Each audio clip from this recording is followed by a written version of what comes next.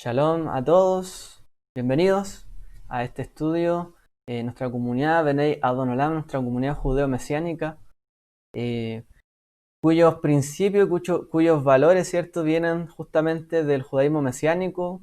Nosotros tenemos nuestro fundamento de fe también en la doctrina judeo-mesiánica. ¿Por qué lo menciono? Porque este estudio habla del nuevo hombre y de alguna u otra manera tiene mucho que ver con esto. ¿Ya?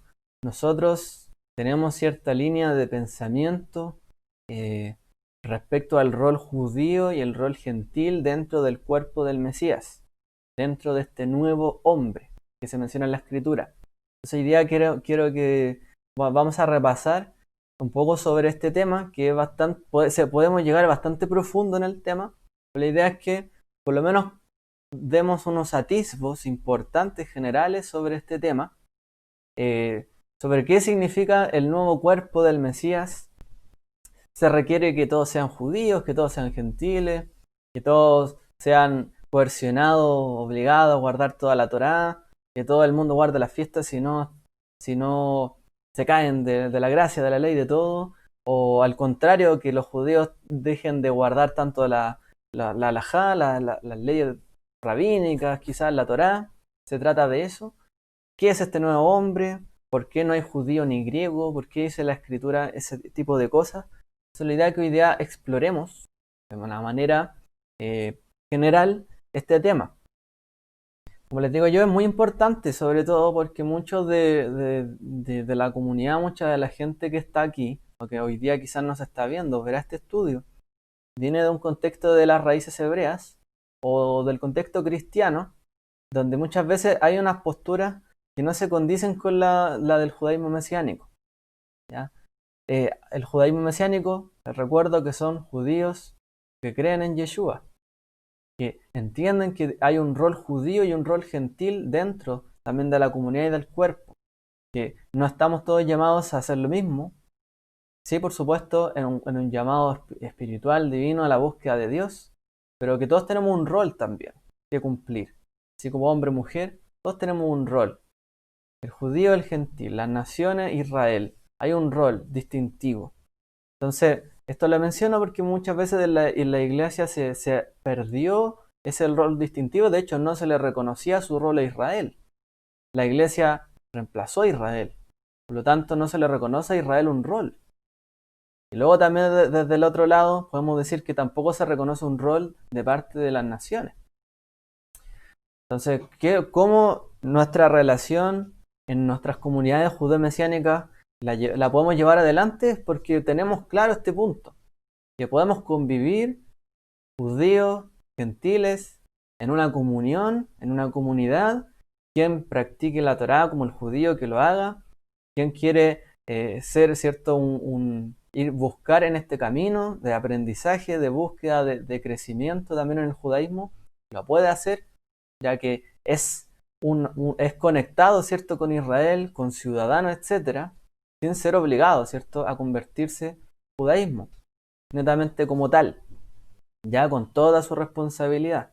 Entonces nosotros tenemos que tener claro estas distinciones, y y los que nos están viendo también, que están interesados también en la comunidad, en lo que nosotros enseñamos, hacemos esta distinción que hemos mencionado, ¿ya? Así que, ¿en qué sentido son los judíos y los gentiles? Entiéndase como no judíos, cualquiera no judío, un nuevo hombre. ¿Cómo podemos ser un nuevo hombre? ¿Cuáles son algunas de las problemáticas que hay alrededor? ¿Qué cosas podemos concluir al respecto? Espero, con la ayuda del Eterno, que sea un estudio que ayude para entender nuestro rol y nuestra relación también como comunidad, como puente también hacia la iglesia, hacia el pueblo judío.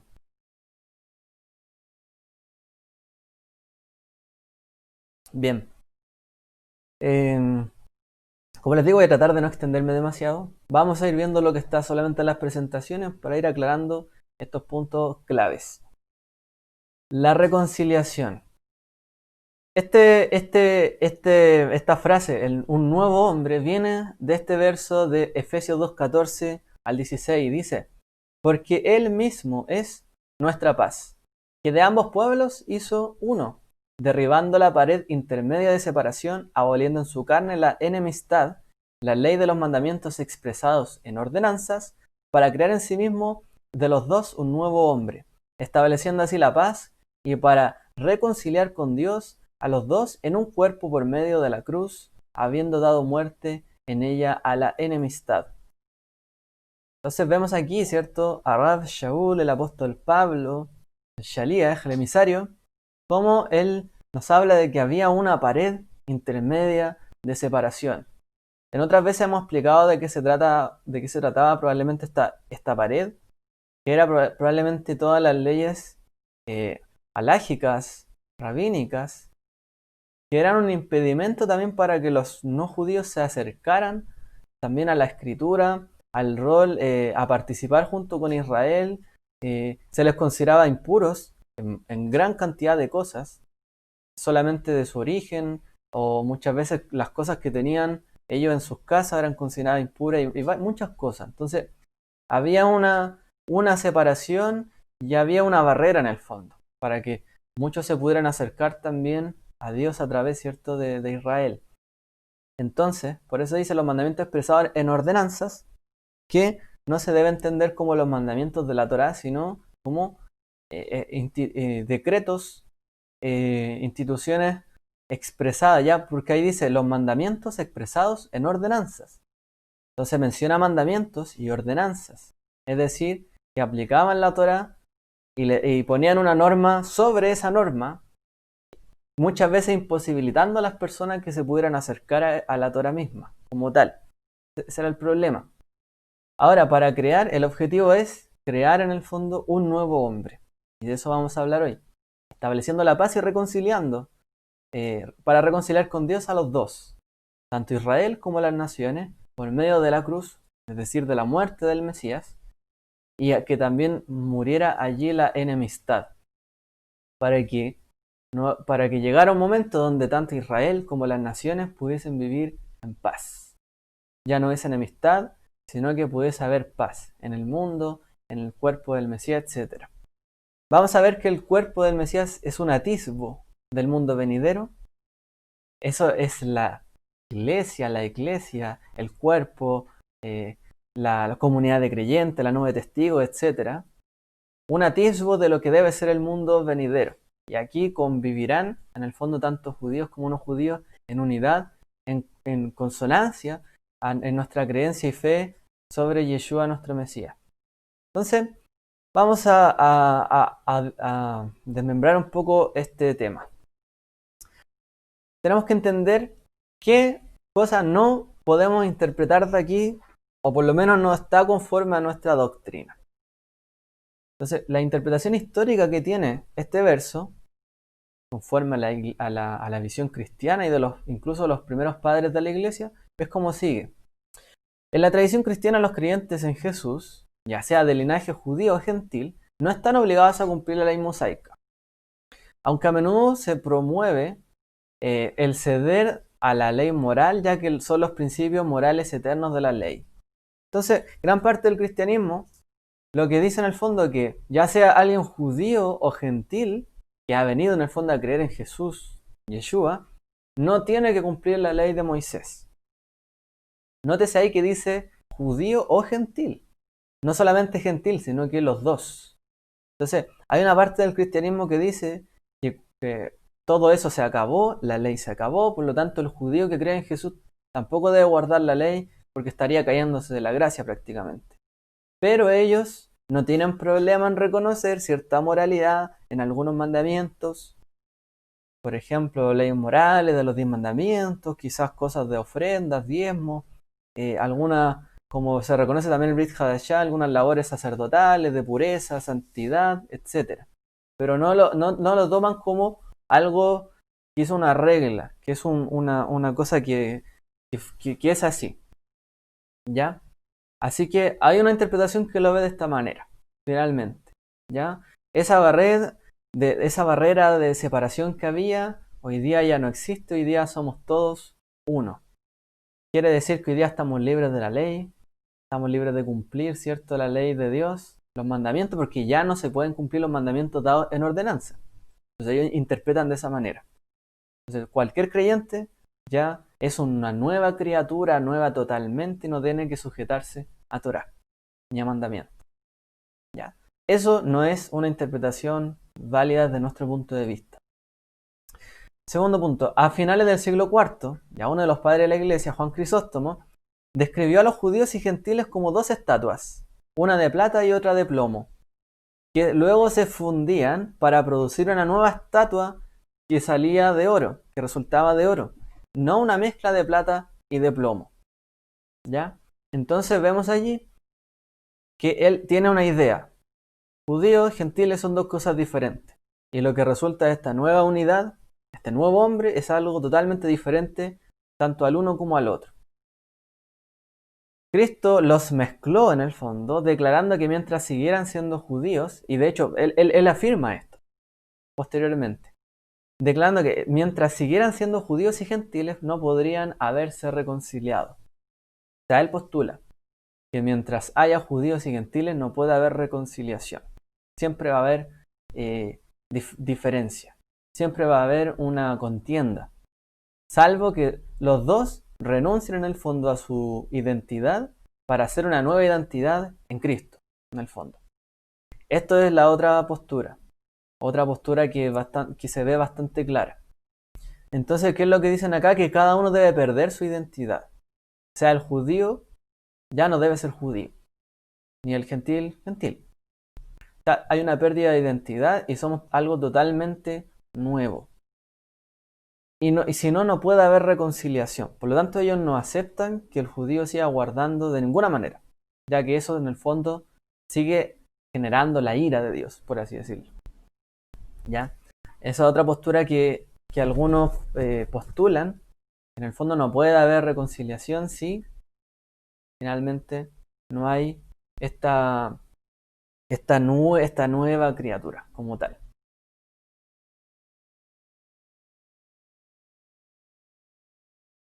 El judío, otra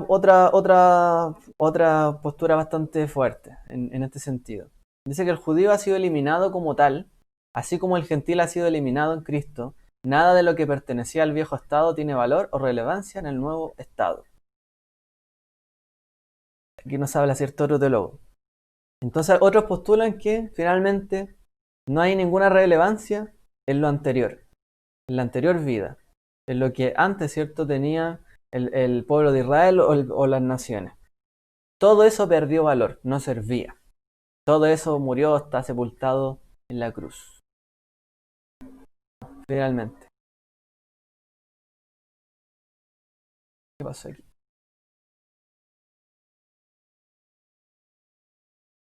Un segundito aquí, no sé. Está sonando raro. Bien. Lo siento, era la luz aquí que está sonando un poco raro. Hay unas consecuencias teológicas sobre esto. Ya un poco, quiero decir esto, quizás puede sonar un poco fatalista, un poco complejo, pero realmente las consecuencias de dichas afirmaciones pueden ser nefastas. Por ejemplo, hoy día en el moderno Estado de Israel, Hank Hanegraaff, que es el The Bible Answered Man, es el hombre, es como el hombre respondedor de la Biblia, ¿no? Como que responde, es como una persona que lo sabe muchísimo de la Biblia, lo que sea que uno le pregunte, lo sabe. Así se le conoce como The Bible Answered Man. Él declaró que todos los pactos de Abraham se han cumplido y que no quedan promesas para el pueblo judío.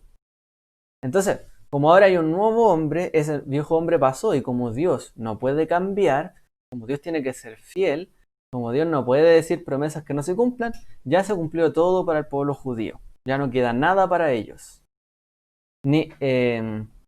Como dice ahí, ni siquiera la promesa de la tierra eterna dada a Abraham, a Isaac y a Jacob, como se prometió en todos esos versos que allí aparecen.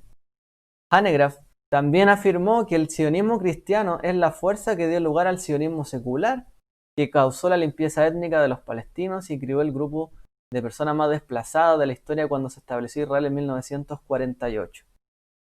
Esto también lleva a que muchos otros, incluso cristianos, apoyen movimientos como por ejemplo el BDS, boicot, desinversiones in, eh, ese, y sanciones, perdón, desinversiones y sanciones, que en el fondo es un movimiento que busca condenar a Israel por el lado de la economía, por el lado económico, por el lado cultural, por el lado del academicismo.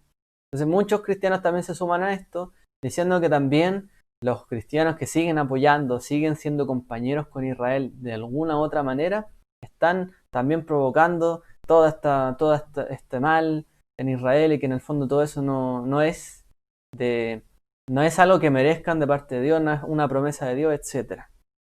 Por ejemplo, aquí tenemos hace poco el presidente de la Sociedad Bíblica Chilena, que su apellido era Cunirre, era Ramá, creo que era, no me acuerdo, pero descendiente palestino, también afirmó algo muy similar a esto, finalmente.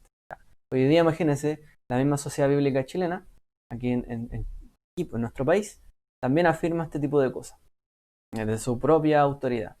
Así que por eso son consecuencias teológicas que pueden llevar también a la deslegitimación de Israel hoy día, y de que Israel en el fondo, por una promesa, ¿cierto?, en la Biblia, esas tierras son de ellos. Entonces, se reemplaza a Israel de tal manera que incluso se le quitan las promesas. O se dice que incluso se está ayudando a que eso sea peor. Más allá. Bueno, no me quiero extender tanto en eso, pero ya veremos y verán que las consecuencias son fatales, realmente, de estas teologías. Llevan a mucho, mucho más la misma Inquisición en su momento, las cruzadas, etc. Ahora, ¿cuál es la interpretación judeo-mesiánica? La Union of Messianic Jewish Communities, la UMJC, la Unión de Congregaciones Judeo-Mesiánicas, ellos postulan y afirman lo siguiente: un hombre nuevo no significa que la distinción y la mutualidad entre judíos y gentiles sean eliminadas. En cambio, significa que los judíos, como judíos, y los gentiles, como gentiles, con sus diferencias y sus distinciones, viven en unidad y en bendición mutua en Yeshua. No se convierten en una nueva humanidad genérica y uniforme. Entonces, ¿cómo nosotros entendemos estos versos? Un nuevo hombre, que en el fondo, ya sea el judío, el no judío como no judío, como, no sé, como un chileno, como un cubano, venezolano aquí, todos en el fondo con nuestras propias distinciones culturales, es decir, que no es necesario que asumamos todas y cada una de la identidad judía, o que el judío asimile cada una de la identidad gentil, o que haya una nueva cultura finalmente, sino que hay un concepto de bendición mutua.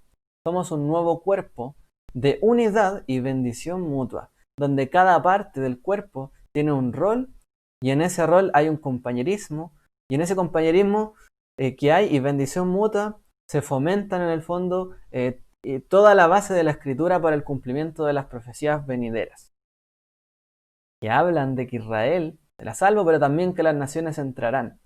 En el fondo es un compañerismo hoy, algo que sucederá también el mañana, pero hoy día en este cuerpo se vive eso, la bendición mutua de lo que será en el mundo venidero. ¿Ya?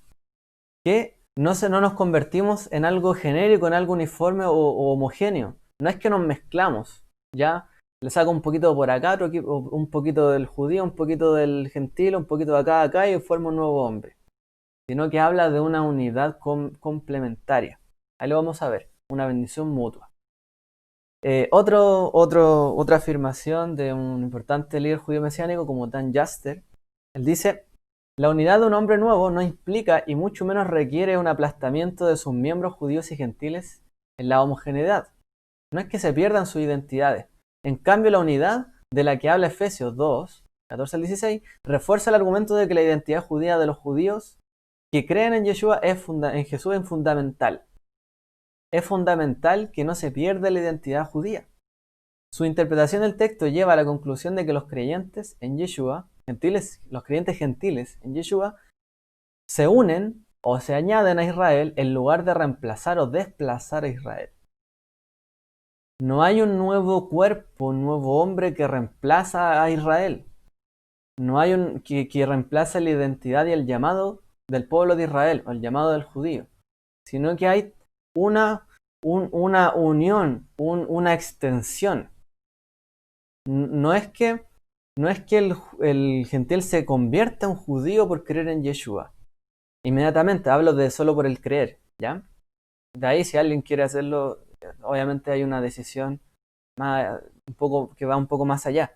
Pero el que cree, no es que se transforma en judío, no es que desplaza ahora un lugar de alguien que debió haber ocupado ahí un israelita o un hijo de Israel, sino que hay una extensión hacia ellos. Es como una ciudadanía, como lo que uno vive siendo extranjero en otro país. Hay una invitación a participar de Israel y de sus promesas, ¿ya? Ese es nuestro foco, ya para que ahí tengamos un poco más claro. Vamos a desmenuzar entonces un poquito más este asunto. Otra afirmación importante. Existe una diferenciación bíblica entre Israel y las naciones dentro de la iglesia, similar a la que existía más visiblemente antes del Mesías. Esta distinción da como resultado una doble estructura dentro de la iglesia que denomino distinción judío-gentil intraeclesial. En este marco, el un nuevo hombre o humanidad comprende a judíos y gentiles que juntos se dedican a Yeshua.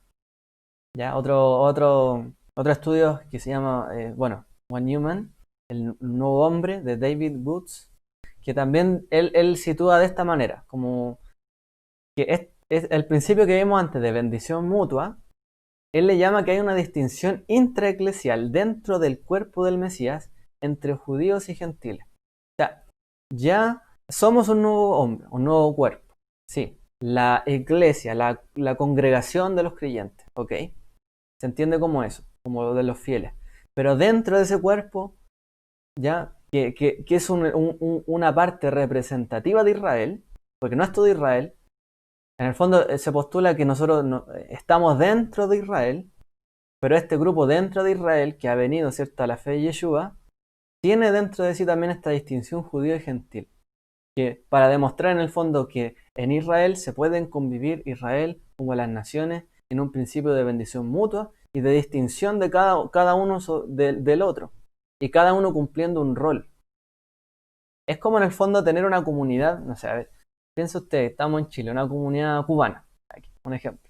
La comunidad cubana que cumple un rol, que entre chilenos a lo mejor y entre cubanos, esta comunidad levantó, por ejemplo, una compañía donde no sé, se fabrican panes, digamos.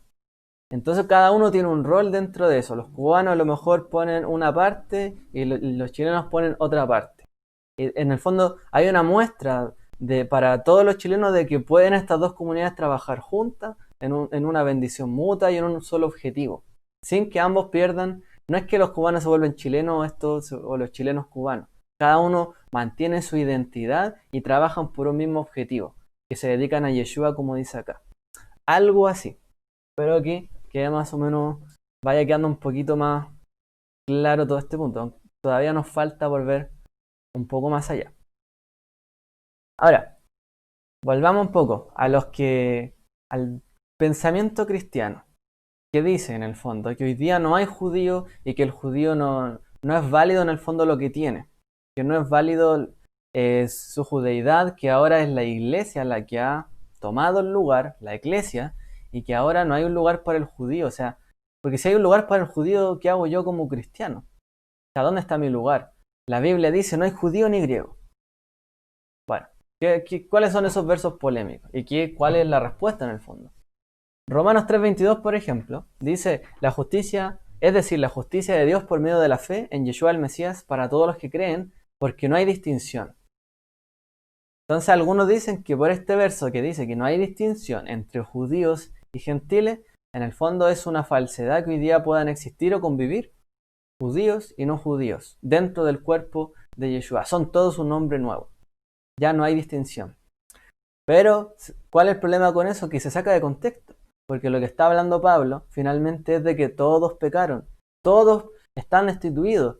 No hay una distinción en cuanto a que todos cayeron y pecaron y en el fondo fueron destituidos o alejados de Dios por causa de su pecado, tanto judíos como no judíos. En ese sentido no hay distinción. Entonces, por ese lado, no habría una correcta interpretación en algunos sectores de la iglesia. Romanos 10:12, por ejemplo. Porque no hay distinción entre judío y griego, pues el mismo Señor es Señor de todos, abundando en riquezas para todos los que le invocan. Entonces ellos dicen, como hoy día no hay distinción entre judío ni griego, porque Él es Dios de todos, entonces ¿por qué va a ser el Dios de los judíos solamente y no el Dios de nosotros también? No, pues en realidad ahora es el Dios de todos y no de ellos, particularmente. Pero ¿cuál es el problema? Que ese pasaje está hablando de, más adelante dirá, el que cree no será avergonzado. Habla de la distinción de los que creen. Porque todo el que cree, sea judío, sea griego, realmente alcanza y puede llegar a conocer al Creador. Cualquiera, sea judío o no judío, que cree, como dice la Escritura, no será avergonzado. No está hablando de que venimos a hacer y que no hay distinción entre un judío y un griego, sino que en la fe, en el creer, todos podemos creer. Y por lo tanto Él se puede convertir en el Dios, ¿cierto?, de cada uno de nosotros. Entonces, también algunos interpretan por ahí erróneamente. Gálatas 3:28 también. No hay judío ni griego, no hay esclavo ni libre, no hay hombre ni mujer, porque todos sois uno en Yeshua el Mesías. Y ahí nuevamente interpretan, pero no, entonces ya no existe el judío, ni el gentil, o sea, hoy día somos todos nombres nuevos en la iglesia, somos el nuevo creyente que ha reemplazado en el fondo esto, un nuevo cuerpo, porque, bueno, alguien podría preguntarse de manera bastante sencilla aquí, bueno, ¿hay judíos, hay griegos todavía el día de hoy? ¿Hay hombres, hay mujeres? ¿O después de Yeshua dejó de haber hombres y mujeres? No, es que ahora somos todos uno. Bueno, ¿a qué se refiere entonces? Bueno, ¿de qué está hablando allí Pablo? De lo que todos somos herederos de las promesas que fueron dadas a Abraham. ¿Por qué? Porque, y esto lo vimos en el curso de Yesod, tanto el judío que estaba bajo en el régimen o en la Torá, por cuanto pecó, también accede a salvación por emuná, por fe, por creer, no por justificación de obras. Y también el que no tenía la Torá, también que estaba lejos de Dios, también por la fe viene a encontrar salvación. Entonces tanto el judío que tenía la Torá pero que no puede ser justificado por sus obras, entró en salvación por la emuná, por la fe, por el creer. Y el gentil que no tenía Torá también entró por el creer, por la emuná, por la fe.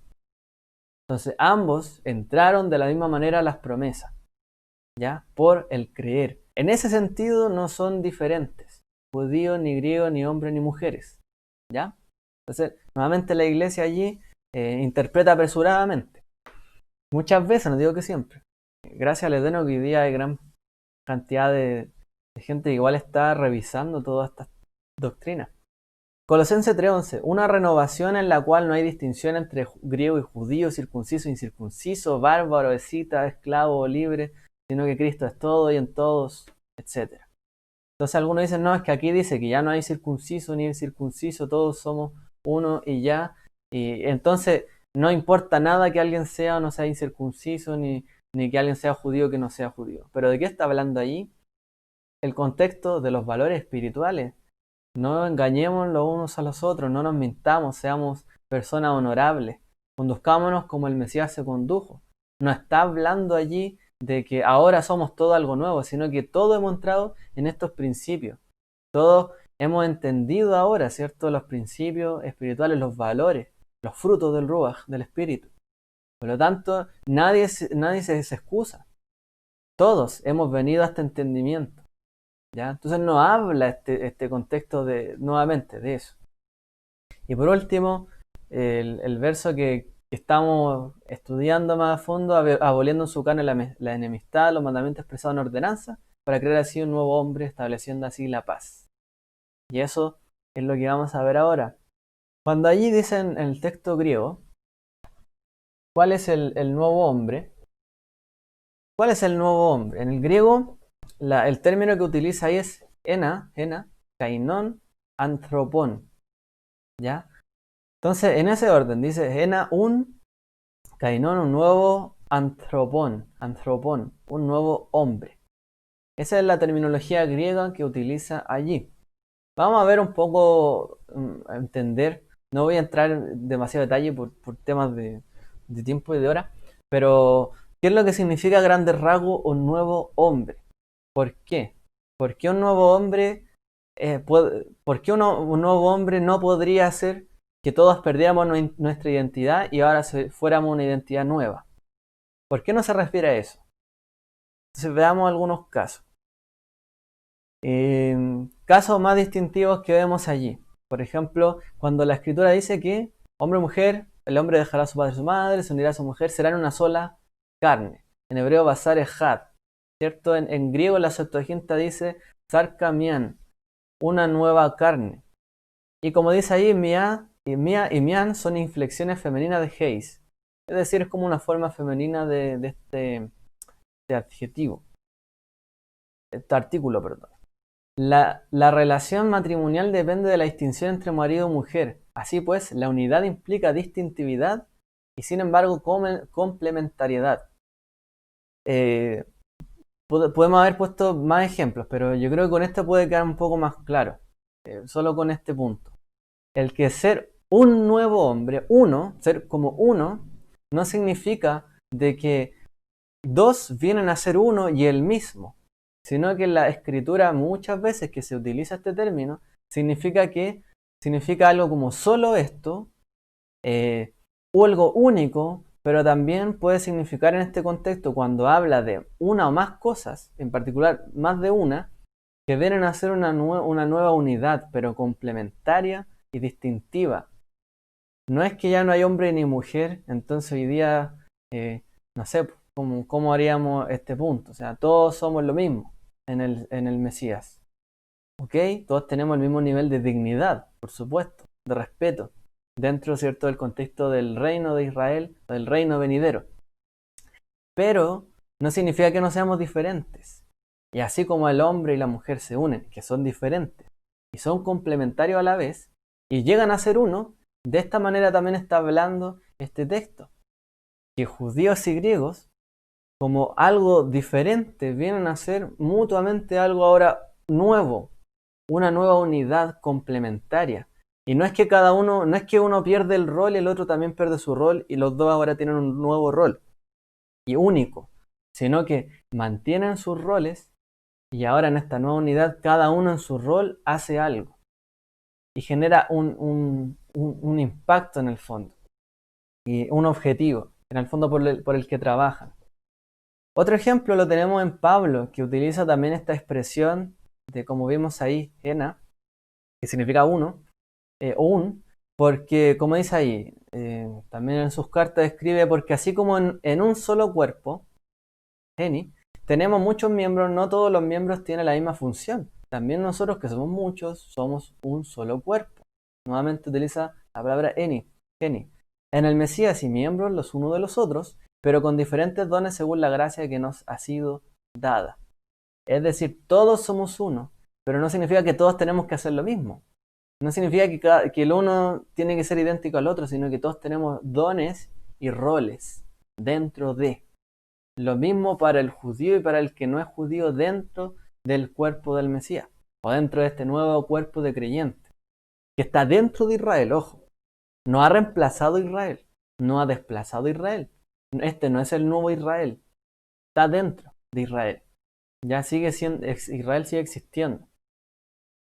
Entonces ellos nunca se vieron fuera de Israel. Pablo nunca se vio fuera de Israel. Sí.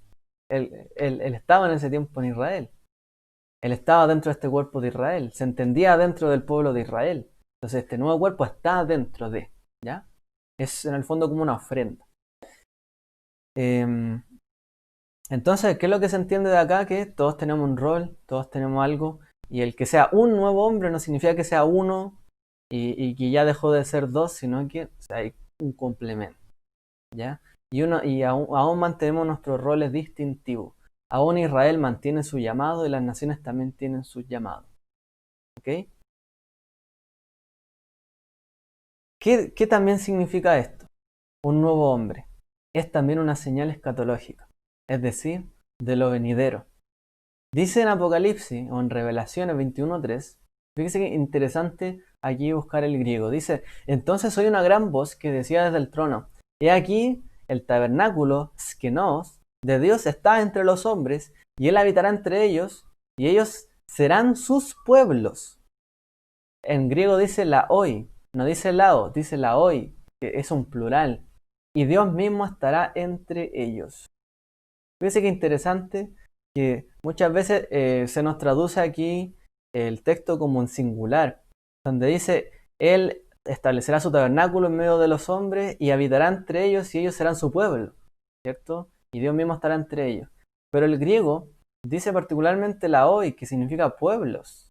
Ellos serán sus pueblos.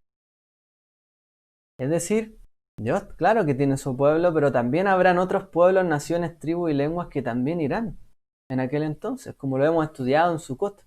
Muchas naciones irán. Entonces, las naciones también serán pueblos de Él, finalmente. También, cierto, rendirán honor a Él. No quedan como... Quedan distintivamente, ¿cierto? Está Israel y están también otros pueblos. Cada uno en un rol y en una distinción. Pero todos son pueblo de Dios finalmente. Y Él habitará también en medio de. Entonces hay algo bien clave, ¿cierto? Para entender esto que hemos estado hablando. La iglesia de Jesucristo, estoy citando, ¿cierto? Saúl, es una esfera de bendición mutua entre judíos y gentiles. Este autor es cristiano, en que la distinción entre ellos, al igual que entre hombres y mujeres, no se borra, sino que se recría de manera prometedora como signo escatológico y anticipo de la paz mesiánica y la bendición mutua entre todos los pueblos del mundo. ¿Qué es lo que está diciendo aquí? Y que también es parte de lo que nosotros entendemos de este nuevo hombre. Es que este nuevo hombre que somos nosotros, cuerpos, creyentes, etc., que está formado por judíos y no judíos. El judío convive con las naciones dentro de en paz, se reconcilia. Todos tenemos un rol, somos hermanos, compañeros, nosotros, la iglesia, el judío, el no judío. Y de esta manera estamos haciendo una antesala de lo que van a ser los últimos tiempos, cuando Israel y las naciones convivirán en paz. Cuando Israel y todo, ¿cierto? Toda la gente del mundo también convivirán en paz. Donde también Dios reinará, pero habrá paz entre todas las personas, entre todas las naciones. Y esta nación escogida seguirá manteniendo una distinción de las demás, pero ahora habrá paz y reconciliación. Y cada uno entenderá su rol y el papel que juega. Entonces, ¿qué es lo que nos dice esto? Que en el fondo lo que hoy día es el cuerpo del Mesías, entre judío y no judío, es también esta antesala del mundo venidero, donde Israel y las naciones convivirán en paz, donde hoy todos nosotros, en las comunidades a lo mejor judeo-mesiánicas o quizás las iglesias, podemos convivir en paz. Estos pueblos que son diferentes pueden ser uno, una nueva criatura, por así decirlo, un nuevo hombre. El Eterno es un Dios de distinciones. Lo hemos visto desde el Génesis 1 en adelante. Él hizo distinciones. ¿Por qué? Porque quiso asignar roles. No porque el objetivo no es que todos seamos iguales, ¿ya? De hecho, los objetivos de la igualdad de repente pueden ser bastante cuestionables. Incluso cuando nos vamos en otros términos, quizás sociales, etc. Ya que nunca vamos a ser iguales. ¿Usted ha visto dos gemelos completamente iguales?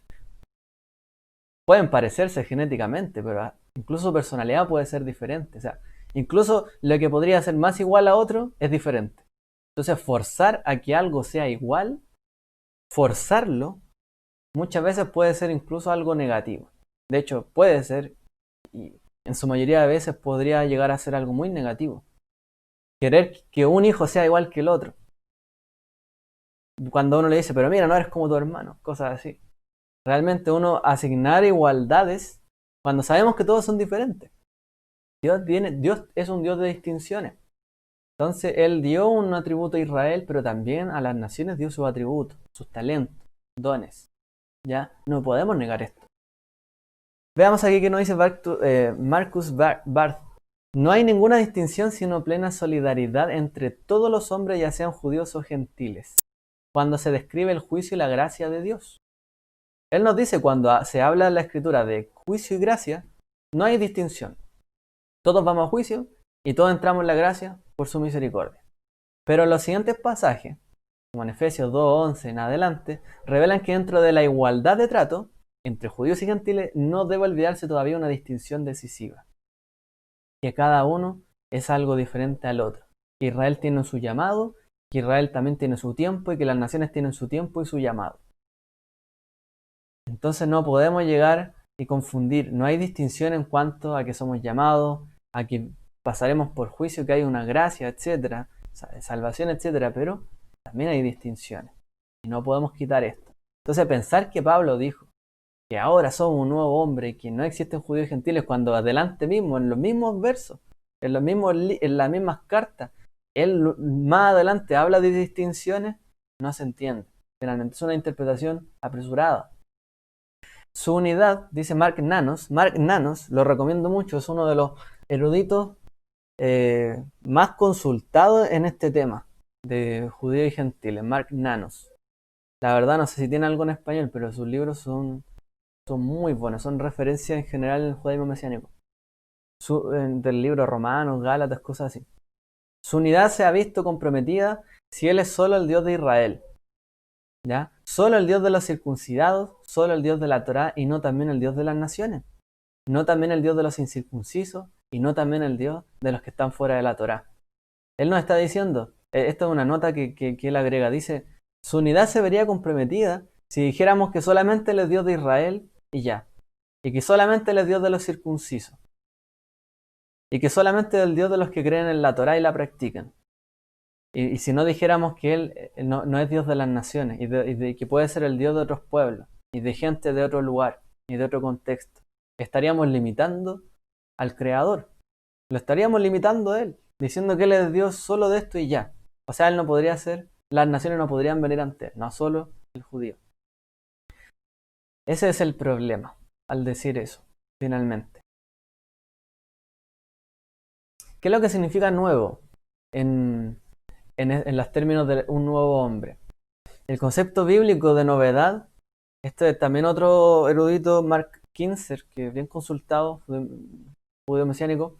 El concepto bíblico de novedad suele conllevar la renovación escatológica de una realidad ya existente. ¿Ya? Cuando dice nuevo, generalmente en la escritura no es que algo sea totalmente nuevo desde cero. Como dice Shlomo, no hay nada nuevo bajo el sol. Los nuevos cielos y la nueva tierra son los viejos cielos y la vieja tierra, glorificados y transfigurados. Esta comprensión de Perdón, me faltó una parte. La nueva humanidad es la vieja humanidad, resucitada de la muerte y transformada. No son nuevas personas, son las mismas personas levantadas y resucitadas. No es algo totalmente nuevo, es la identidad anterior, pero ahora transformado. Esta comprensión de la novedad escatológica se apoya en su caso paradigmático en la resurrección del Mesías. El Mesías resucitado es nuevo, diferente. Sin embargo, es el mismo ser humano que el nacido de María. Es el mismo Yeshua. No es otro. Es el mismo, pero resucitado, transfigurado, ¿cierto? Transformado en cuerpo de gloria, que finalmente viviría, ¿cierto? De una manera diferente, a lo mejor un poco irreconocible, pero es un nuevo hombre. Pero no es que cambió todo lo que sabía, no es que olvidó lo que era antes. Siguió siendo el maestro. Sigue siendo el maestro, el Mesías, el Redentor, el que padeció, etc. No se anula lo anterior. Entonces algunos pueden llegar a pensar que como Él va a enjugar toda lágrima, olvidar todo lo malo, olvidaremos todo lo que fue nuestra vida. Seremos una nueva distinción y ya. Pero no es lo que nos dice la Escritura. Eso no es el concepto de novedad. Y aquí vamos hacia ya las conclusiones. La invitación a la Sucá de David. Cuando se planteó, ¿cierto?, esta problemática de los nuevos creyentes gentiles que estaban congregándose, que estaban viniendo a creer en Yeshua, que estaban recibiendo incluso el Ruach HaKodesh, cosa que estaba prometida solamente para, como está escrito, para el judío, la casa Judá, la casa de Israel. Pero ¿dónde entraban allí las naciones? ¿Qué pasa allí? Entonces, al principio los creyentes en Yeshua eran judíos, en su absoluta mayoría. Pero llegó un momento donde los no judíos empezaron a ingresar. Entonces hubo una discusión, un concilio, un consejo, y ellos llegaron a lo siguiente. Cuando terminaron de hablar, Jacobo, O Santiago, Jacob respondió diciendo, escuchadme hermanos. Simón ha relatado, Pedro, ¿cierto? Cómo Dios al principio tuvo a bien tomar de entre los gentiles un pueblo para su nombre. De entre los gentiles. No para hacerlos judíos, de entre, para su nombre. Y con esto concuerdan las palabras de los profetas tal como está escrito. Y él cita a Amós. En aquel día levantaré el tabernáculo caído de David, repararé sus brechas, levantaré sus ruinas, lo reedificaré como en tiempo pasado, para que tomen posesión del remanente de Edom y de todas las naciones donde se invoca mi nombre, de todas las naciones donde se invoca mi nombre. Declara el Señor que hace esto. Entonces él dice que cuando el Eterno restaure su tabernáculo, el tabernáculo de David, el reino en el fondo de Israel, finalmente no solamente acudirán y serán reparadas las tribus de Israel, sino que todas las naciones también acudirán. Va a haber una azúcar, una invitación en la azúcar de David para todos los pueblos. Y Dios también tomará para sí de entre las naciones. No es que los convierte en judíos, sino que los acerca, ¿cierto? De entre todas las naciones. También, con la distinción de que no venían de parte de ser del pacto, del pueblo. Todos son acercados finalmente. Ese es el punto. ¿Ya? Vamos a la última frase que quiero compartirles para que nos quede allí el tema cerrada, la idea. La iglesia, dice Rudolf, que es, bueno, también un judío mesiánico bien reconocido. Él es uno de los directores de la King of Kings University, que es una universidad judío mesiánica. Él dice en este libro de las reglas de Pablo para todas las iglesias, la iglesia debe ser vista como un Israel renovado. Es una forma escatológica de Israel anticipando la vida del mundo venidero por el don del Espíritu. Como una realidad escatológica, es también un Israel expandido, incluyendo dentro de sus filas a personas de todas las naciones del mundo. Entonces, ese concepto que se trae de la iglesia, ¿qué es la iglesia? ¿Qué es el cuerpo de creyentes? ¿Qué finalmente somos nosotros, los discípulos de Yeshua? ¿Qué somos ahora judíos? ¿Nos convertimos en ellos? ¿Somos el nuevo Israel? ¿Ya el antiguo Israel pasó? ¿Qué somos? La iglesia debe ser vista, como dice, como un Israel renovado. Un pueblo de Dios renovado dentro del Israel. Un pueblo dentro de Israel renovado. ¿Ya? Es una forma escatológica. ¿A qué se refiere? Algo de lo que vendrá. Es un vislumbre de lo que va a venir en el futuro. Porque anticipa el mundo venidero y que viviremos bajo el Espíritu. Entonces, hoy día recibimos su Espíritu con el que viviremos, ¿cierto?, en el mundo venidero. Para no pecar. Para seguir su voluntad. Entonces, anticipamos eso hoy día. Somos un remanente en el fondo. Un remanente dentro de Israel. Que está compuesto de judíos dentro de Israel y de personas que han sido invitadas, ¿cierto?, de las naciones, por así decirlo, con ciudadanía de Israel, para ser parte de este remanente también. Que viviremos, ellos representando en el fondo a las naciones también, que viviremos, y a Israel en el futuro, que viviremos todos en paz y Dios será rey sobre toda la tierra y todas las naciones lo reconocerán, no solo Israel. Entonces, Israel es un Israel expandido. Incluye a todas estas personas. Es un Israel abierto. Un Israel con puertas abiertas, sin murallas prácticamente. Donde pueden acceder bueno, no, me estoy refiriendo a la Nueva Jerusalén, ya no vayan a confundirse ahí. Pero es como un Israel abierto. Que tiene las puertas abiertas a las naciones. Finalmente hoy día somos como un remanente de lo que se ha de vivir en el mundo venidero. Eso es lo que somos finalmente. Eso es lo que es nuestro rol también, nuestro papel, o más que nuestro rol, es nuestra posición hoy día. Y esa posición indica la dependencia mutua. Israel tiene un rol que cumplir para las naciones. Tiene que ser luz para las naciones. Si no hay naciones a las que le sea luz, no está cumpliendo su rol. Y si las naciones no se acercan a Israel también para aprender, para estudiar, para conocer, no hay bendición mutua. La iglesia, dice también David Wood, si no me equivoco, La iglesia es una prolepsis, que es un anticipo, una antesala de Israel y las naciones en el escatón, o en la realidad trascendente futura, en lo que vendrá. La interdependencia y la bendición mutua entre judíos y gentiles refleja la razón de ser la iglesia y anticipa la conclusión de que Israel y las naciones, en la unidad y diversidad definidas por la Torá, adorarán solo a Adonai. Confirmamos lo que decíamos anteriormente. La conclusión de que en aquel día, como decimos en el Aleino, Él será uno, su nombre será uno y todos se postrarán ante Él, toda rodilla se doblará, toda lengua confesará, todos, no solo la del pueblo de Israel, el pueblo judío, sino de todas las naciones. Entonces, de alguna manera estamos siendo ese anticipo, ese remanente, que es una antesala para lo que ha de manifestarse en aquel entonces. Y refleja el corazón de lo que es el mundo venidero y de la vida que Él quiere que vivamos hoy, que vivamos mañana, perdón. Entonces Él quiere que hoy día vivamos en un concepto de bendición mutua. Judíos y gentiles, bendición mutua. Las sinagogas hoy día abiertas para los gentiles, como las comunidades judeo-mesiánicas, para que la gente de las naciones también pueda adorar si se siente partícipe dentro de las comunidades, para que pueda participar de la herencia de Israel, para que como conciudadanos también compartan del legado y la herencia de las promesas de Dios, de las cuales también han venido a ser parte, como conciudadanos, y de que Israel también tiene el rol, como Yeshua le dio el rol a sus discípulos, sus talmidim, de que ellos enseñaran estas cosas a los que no sabían y los acercaran a través del bautismo, para que ellos también fueran nueva criatura, ¿no? Para que fueran parte de este nuevo hombre, ¿cierto? Y de que confirmaron en el fondo que ellos estaban siendo parte de este nuevo cuerpo.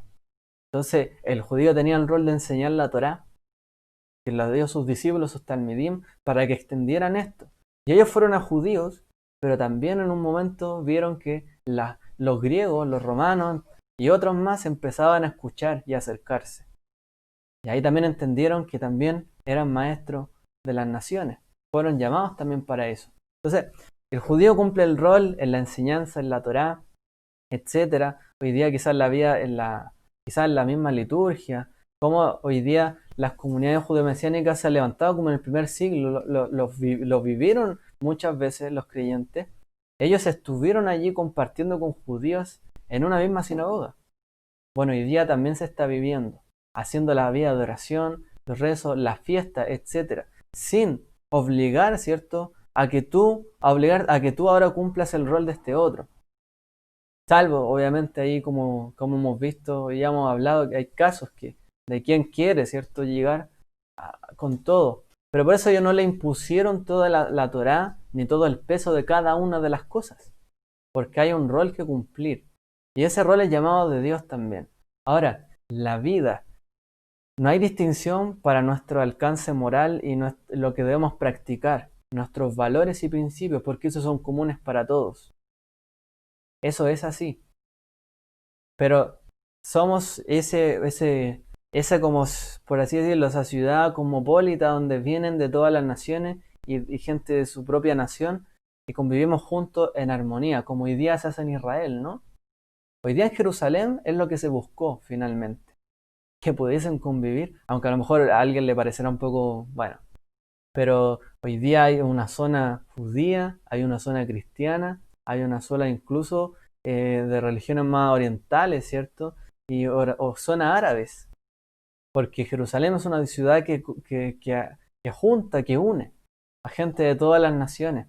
Y de alguna otra manera el levantamiento del Israel hoy es una parte del cumplimiento de este principio, de que hoy día podamos ser un nuevo cuerpo, de que podamos confluir en lo mismo, que busquemos en los mismos principios, que Dios ha revelado a todos, y que Él no es solamente Dios de los judíos, como dice Pablo. ¿Es Dios acaso solo Dios de los judíos? No, también lo es de las naciones.